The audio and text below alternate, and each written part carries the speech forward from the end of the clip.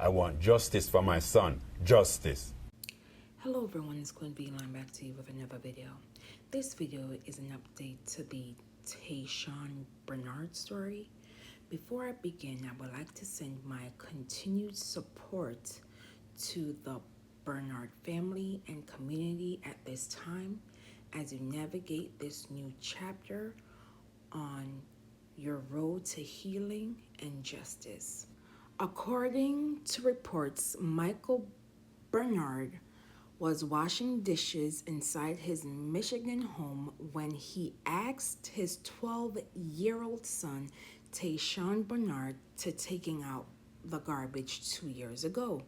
But when Tashawn Bernard did not return after several minutes, the father became worried and stepped outside to look for his son, finding him in handcuffs, surrounded by several Lansing police officers, accusing the child of matching the description of another black male suspected of stealing cars.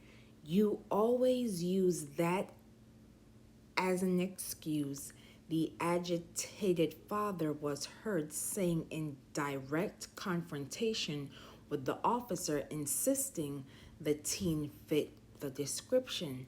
However, the other black male was an adult who happened to be wearing neon shorts like Tashawn Bernard, but with a white t-shirt, according to a lawsuit last month in federal court seeking damages for the trauma inflicted upon the child. Tashawn Bernard, who was wearing a bluish-gray shirt at the time of the incident. When it happened, I was really shocked and frightened about the situation and how it happened. Tashawn Bernard stated in an interview aired on GMA after the incident.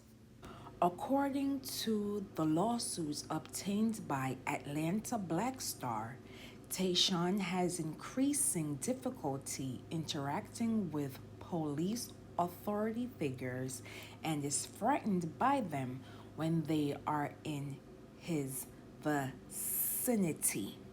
As a result of the incident, Tashawn has experienced panic, anxiety attacks, difficulty sleeping, and required counseling to address residual symptoms from the trauma caused by defendants.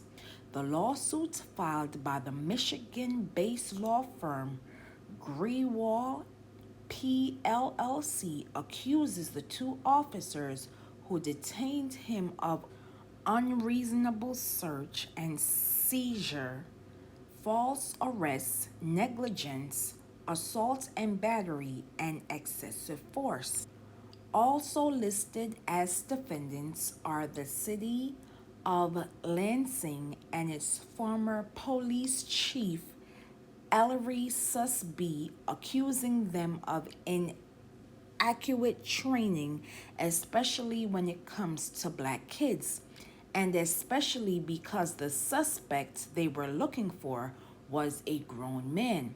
It was determined that LPD was looking for a black adult male in a white t-shirt and lime green shorts, the lawsuit states. Lansing police have made no mention whether they ever arrested the real suspect they had been looking for that day.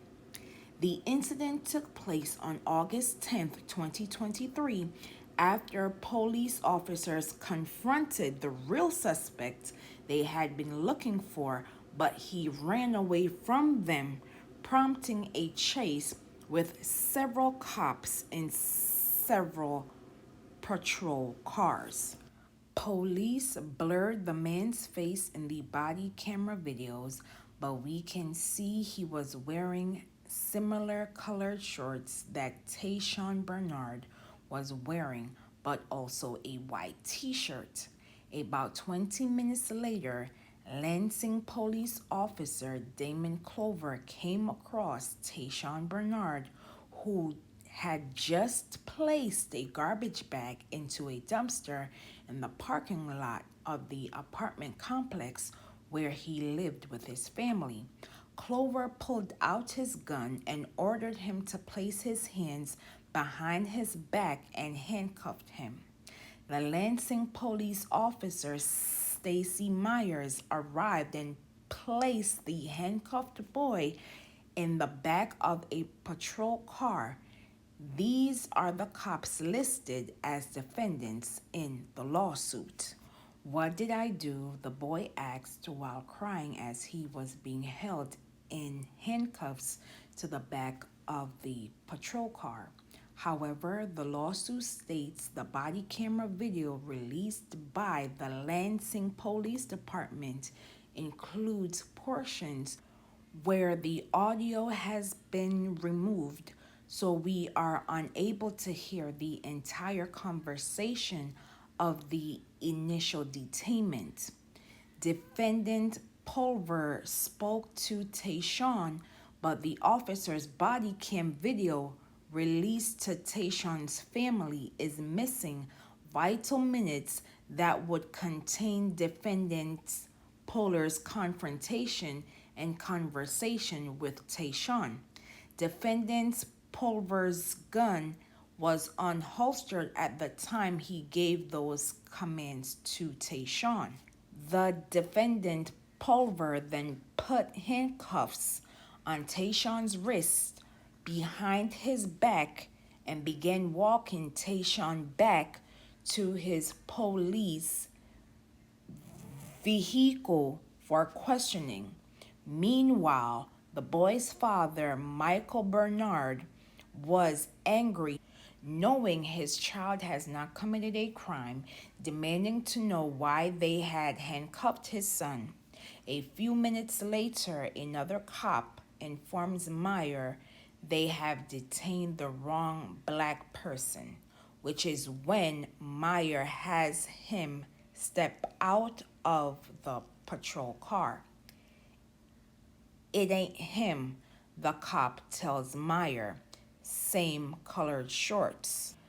But considering they had just been speaking to the real suspect less than 30 minutes earlier, they should have known there was a significant age difference.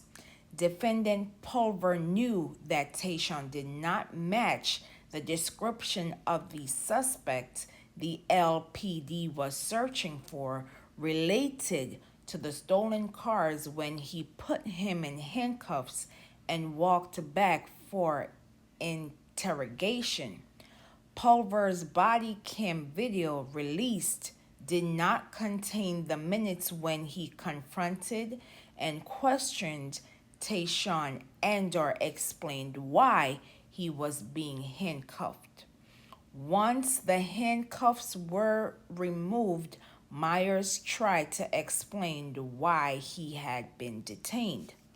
Remember how I told you have somebody matching the same description, she asked. Unfortunately, you were at the wrong place at the wrong time.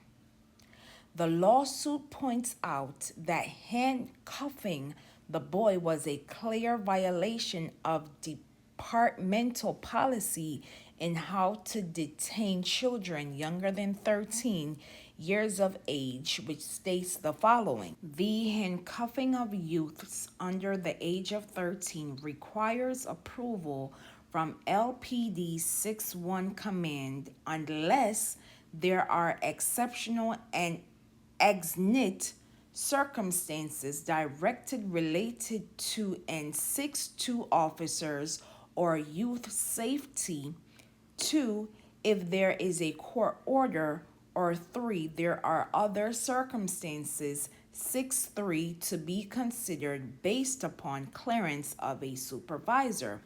The lawsuit also points out a study that determined of all the juveniles arrested by the Lansing Police Department in 2020, 83% were black, even though they only make up 28% of the population.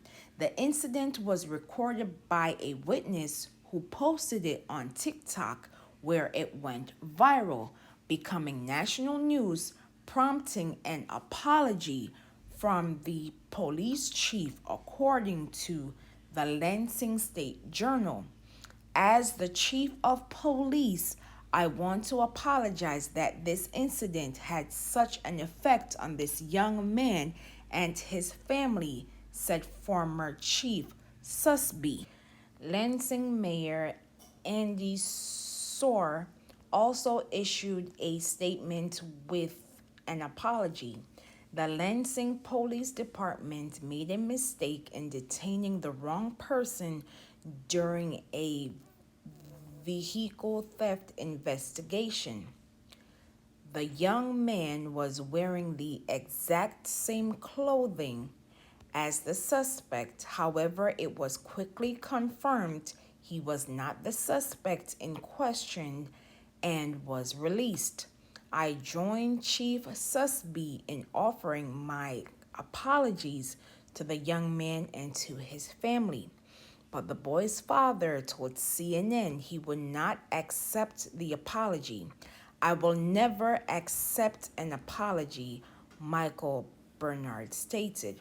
My son did not deserve to be treated the way they treated him. No way, no shape or form. Justice for my son. That's all I want, nothing else. These are my thoughts.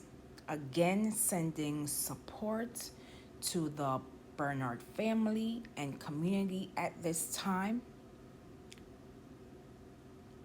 I'm glad that someone recorded this unfortunate incident. I know this might sound crazy, but I'm glad this unfortunate incident was recorded by someone else, because these officers would have padded their stories.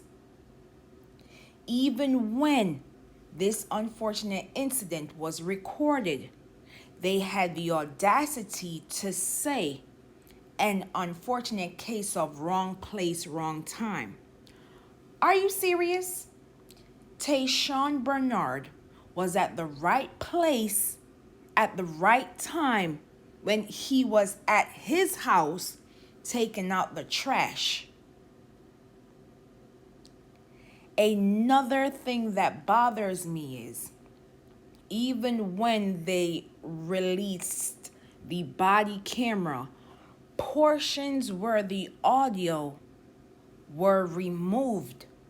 So the conversation between child and officer were removed. Why? Why were their vital minutes removed when the quote-unquote officer confronted Tashawn Bernard? Another red flag in my eyes is when the officer quote-unquote took out his weapon and gave commands to Tashawn, knowing that this was a child and not a grown man. Another red flag I'm seeing in this unfortunate case is they violated this young child's civil rights. And they clearly violated their own policy when they detained a child younger than the age of 13. They even had guidelines of what to do if they have to arrest a child under the age of 13, meaning they would have to get clearance from their supervisor, or in the event that the child is becoming a danger to themselves and others around them. So again, what are they hiding? Again, everyone is playing hot potato, anything to avoid accountability. These officers didn't see a child. They saw someone they wanted to take in to fill their quota for the day. Again, this child has developed mental anguish, anxiety, emotional distress, a sense of outrage, loss of social pleasure, and enjoyment of life.